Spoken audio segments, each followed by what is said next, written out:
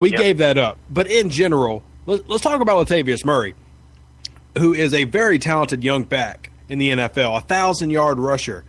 He only had 14 carries for right at 4 yards a carry. That's a win if you're the Saints defense. What frustrates me is the Saints offense, and everybody is praising the Saints offense for being a juggernaut. And yes, and I said this too last week on Kyle's show, we have the best set of receivers that we've had since 2009, and I don't think there's any argument for that for me. But here's a problem. When Mark Ingram is averaging almost 5 yards a carry and he only gets 12 touches in the game, that's an issue. Because one of our biggest problems in the second half was we built 14-point leads and we never milked the clock. We were just giving them the ball back, and with our defense in tatters, they're going to score on you. And I know it's tough to say that somebody just like Bro sitting out can cause a team to be in tatters, but look at the Saints defense from, say, 2013. Or just a couple years ago when Jabari Greer went down and the whole defense collapsed in the second half of the season because now the DBs can't cover everybody. One person on a Saints team that has no depth can cause that to happen. And for me, I'm griping at Sean for so long now. You shouldn't have to put that on a rookie kicker. You should have put the game away already by eating up the clock. The Saints used to be known for taking 35 minutes of the clock each game, 40 minutes of the clock each game, and now – yes, I like the quick strike offense. I would not take back the 98-yard catch by Brandon Cooks. But when you're doing, entire drives that take 2-3 minutes, you're giving the opponent time to score on your already weakened defense, and that's just not a win-win football. That is exactly the point that needs to be made. Not once, not twice, but repeatedly. I mean, somebody needs to write that on a chalkboard, write it in stone, and then slap Sean Payton over the head with it, because at this point, it's ridiculous. I haven't finished working on the stat just yet, but I'm working on a stat right now that shows whenever Drew Brees throws for over 40 times in a game, how often the Saints actually lose those games. And at this point, just from the stats that I've done so far, the numbers are crazy on how many times the Saints actually lose when he throws for 40-plus times a game. With that being said, it goes back to your original point. When the Saints were at their best, the 2006, 2009, 2011, they were one of the better rushing teams in the NFL. I believe the Super Bowl season of 2009, they finished at 6th in rushing. That's no fluke that when it goes along to wins and losses. They were able to, quote-unquote, finish strong because they had a running game to close out the games late and wear down defenses. Mike Bell, Pierre Thomas, even Reggie Bush to a certain degree. These guys were able to wear down defenses. Let me hit you with this statistic, because Saints fans don't like to hear this because we love Drew Brees. He's a Hall of Fame level quarterback, so we love to see his stats. But in 2009, Drew Brees had the lowest passing yard total of his New Orleans Saints career. That is something I am fully aware of. Nobody likes that, though. Everybody wants Drew Brees to throw 5,500 yards and 40 touchdowns, not realizing how much that's taking away from the team. And I mostly blame for it, and it's a gift and a curse. It's the fantasy football era that we live in. Everybody wants to see the eye-popping stats, the 5,500 yards, the 45 touchdowns, and all that stuff, but whole season. Drew Brees had somewhere in the neighborhood of maybe, I want to say, 34 touchdowns that year. Exactly, 34. But the rushing game, again, was sixth in the NFL. So there's a reason why Drew Brees was so effective. It's because teams couldn't just pin their ears back and come after him the entire time. And surprisingly, for an offensive line that we all pretty much deemed to be hot garbage during the preseason, that offensive line held up very well against two very good pass rushers in Khalil Mack and Bruce Irvin. And you can't blame the O-line for not giving Brees time. The only time he got all too long. Yep. It's time for Sean Payton to help out his quarterback and actually switch the game plan just a bit. Now, I know all the plays, but let's be no idiots about this. Sean Payton devised the game plan. It was on the plays, but it was Sean Payton's game plan. Well, because you mentioned it, let me go ahead and throw this out there, because Saints fans, and myself included, have been ragging this guy. Pete did a very strong performance this Sunday at left guard. Very strong performance. Now, he was playing between two Pro Bowl caliber players, but Pete needs to get credit because he helped keep Drew Brees safe. It's the first time he's played an NFL game where he looks solid basically the entire game. And if we have to continue to let Zach Strief sit on the right tackle spot, thank God we found somewhere to put Pete and his talent that he works effectively.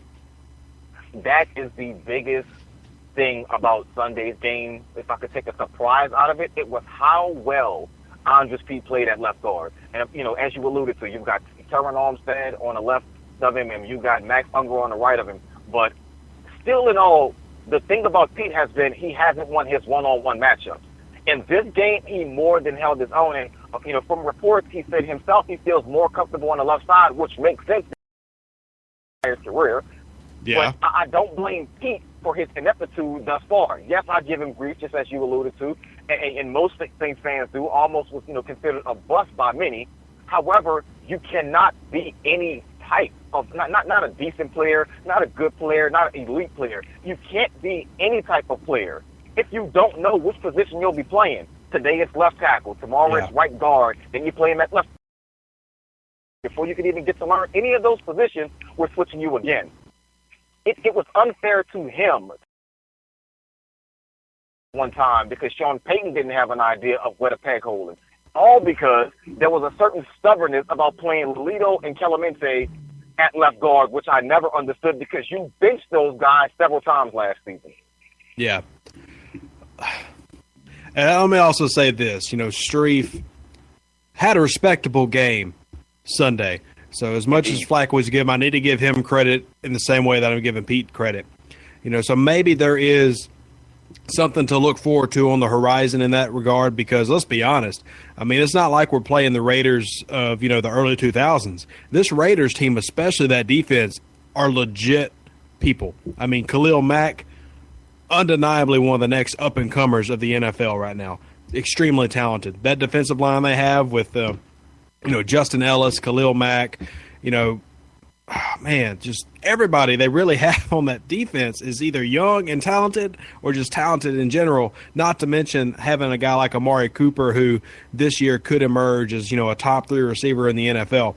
So that offensive line from what it looked like from preseason to the season opener is just mind-blowing. It's hard to understand because you could not have seen that coming watching the 4 losses we took in preseason from that offensive line. Not at all. And surprisingly, I want to draw a comparison because I think for the Saints fans who still are on the fence about what this team can be, the New Orleans Saints right now are about a year away from being the Oakland Raiders when it comes to maybe defensively. And I say that because you look at the Oakland Raiders defense, as you alluded to, they're good, but they're also very young, and they're still emerging. The Oakland Raiders, the Saints basically are the Oakland Raiders of last year. You've got a good enough offense to put up points, but your defense isn't good enough to stop anybody from scoring on you. So that 52-49 game we saw last year from the Giants and the Saints, that's pretty much what Oakland went through all of last year as they were learning. 2 years from now, especially, as I said, if Bro can get back healthy, he can regain his form. P.J. Williams continues his ascent. And then you have a young guy like Kenny Vaccaro, and hopefully Von Bell will be replacing Jarvis Bird, which we'll talk about again later on. But Von Bell will be sliding into that spot. You'll have basically what the Oakland Raiders have now. You'll have a young defense that has taken its time to learn and gel together, and then you've got an offense that's capable of dropping 40 on pretty much anybody. That's a scary thought years from now. I know it doesn't make anybody feel good now, but years from now, the Saints could be a very young and scary team. No doubt, man. No doubt. But I don't want to look forward to years from now because I remember mentioning on the show last Wednesday night that, the future looks bright because if you look at the Saints cap numbers and everything going into next year, we're sitting on $40 million right now. Next year, we have the potential with how Mickey likes to move cash around the offseason to have about $30 million to spend because so much of that dead money is going to get knocked off. Now, that's not a guarantee. We'll have to see what contracts happen and everything, and how the cap numbers fall. But as of right now, how it's looking between movement and what's going to drop off the cash record now, we're looking at about $30 million. But I don't want to wait next year. I want to win 2 Super Bowls in a row. I mean, I want to see progression to that point, and there never comes a time where I said to sacrifice for next year, I'm okay with losing now. I want to win now. You know what I mean? Mm-hmm. Understood. No question. And I don't want to make it seem like I'm okay with the idea of the Saints losing now because just like everybody else against Oakland, I was pulling my hair out as well. However, I want to just be realistic about the Saints' chances of winning. I mean, right now, I have them going. I know Sean Payton likes to work in quarters, which is every 4 games. So at the end of the first 4 games, I have the Saints at 2-2. I do not believe they'll beat the New York Giants in New York for their home opener. But I do believe they'll take care of Atlanta and they'll beat San Diego, because Mike McCoy in San Diego, he's about as on a hotter seat as you can have as an NFL head coach right now, because for some reason he can't seem to get San Diego over the hump. So I have the Saints at 2-2, which is a great start, because right after that, you're pretty much close to your bye week. That's another week for guys to, come back and get healthy. And, hopefully by that time, you're close to getting Rankins back. A few weeks afterwards, you'll be getting Bro back. So, I mean, they have the guys for the stretch run, hopefully. And by that time, Ken Crowley and Devontae Harris and guys like that can grow up a little bit, because they're going to be tested, and they're going to be tested a lot. This week, it's Odell Beckham, it's Victor Cruz, and it's Sterling Shepard. The following week, you'll have Julio Jones and Mohamed Sanu, and then following that, you'll have to deal with the San Diego guys. So they're going to be battle-tested by the time Bro gets back, and hopefully that's a great sign. And I think if the Saints can just, just hover right around 500 or so, just stay 500 after the first quarter, maybe get a game or two, and then maybe you lose a game here and there. But, I mean, I've already said I don't think the Saints are going to be 6-10 bad. I know a lot of people predicted 6-10. I don't see it. Sean Payton has never won under 7 games at the time as a head coach. During the bounty season, the Saints weren't that bad.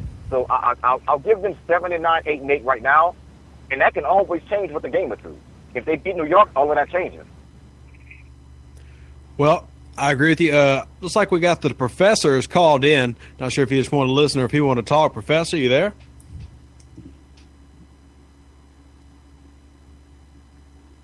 It's like he just logged in to listen, which there's nothing wrong with that.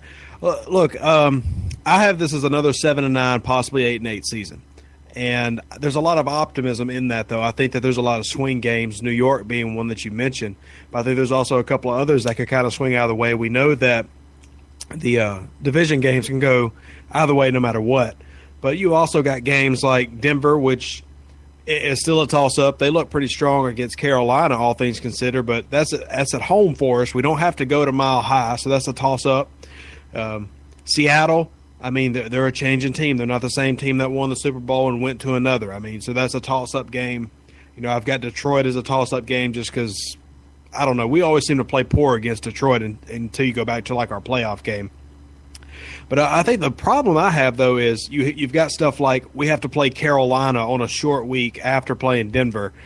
Stuff like that's going to hurt us. But I could see that swing, just swing 2 of those games, and then we're looking at being a 9-7 team, possibly fighting for the playoffs. So anything's possible. Oh, completely agree with you. I mean, our predictions have nothing to do with the Saints, because they still have to go out on the field. We can predict, the Saints will go 16-0. Or 15-1 at this point, but it doesn't mean a thing. The Saints have to go out and prove it. So, I think people get way too wrapped up in predictions, and they feel like you're not a true fan, or you're biased or you're a hater or something like that. It's not that. It's just an opinion based on what I've seen thus far. Saints go out and they smash the Giants. Guess what? My opinion is going to change, because I take the game for what I see it. It's not that I'm changing my mind. It's the idea that you go by what you see. The Saints versus the Oakland Raiders were a team good enough to win, but not good enough to hold on. And that's exactly what took place. You go to the New York Giants game, and the Saints may be a team that should have lost the game, but actually come out with the win, and now they're feeling good about themselves. So, I mean, you gotta, you're taking in snapshots. You don't look at a big picture just yet. The big picture says, years from now, the Saints should be really good, or at least next year the Saints should be good, because, as you said, Rev, they're going to have the cap space to bring in guys. And at this time, they won't be one of those teams that are trying to, basically, squeeze blood from a turnip in the situation. They'll actually have the cap money to move around. So that should be a good win for the Saints, that they can actually be participants in the first wave of free agency when you get the best guys. But at this point, just give me a win versus the Giants, and we'll go on to Atlanta. Because if they can beat the Giants, that swing game that you were talking about, things drastically change. You beat the Giants, you possibly take care of Atlanta like you're known to do. You beat San Diego. When I get 3-1, going into the second quarter of the schedule, and that's a very good look for you. Well, you mentioned this, so let's go ahead and move it, because we've been talking about the game, but because you mentioned cap space, we've actually alluded to it a few times. Come on, let's go ahead and get it over with.